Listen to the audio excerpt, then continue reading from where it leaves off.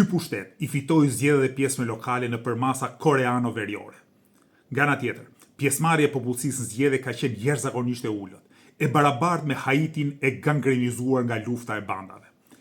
E vetme bashki që do të bënte ndryshim të madh në këtë logjik obskurantiste ishte Bashkia e Tiranës, aty ku kishte një alternativë të vërtet kundër sistemit të përfaqësuar nga Lëvizja Bashk. Duke ditur këtë gjë, Edi Rama i anuloi zgjedhjet në kryeqytet. Gjithsesi, nuk ka vend për dëshpërim. Ky pushtet i korruptuar nuk mund të bindë për të marrë pjesë në zgjedhje përveç se pakicën e pakicës së pakicës. Nga ana tjetër, opozita e vjetër dhe diskredituar nuk është më alternativë, por pritet të shuhet krejt nga skena politike shqiptare. Në fund të tunelit ka një dritë shprese politike. Ajo quhet Lëvizja Bashk.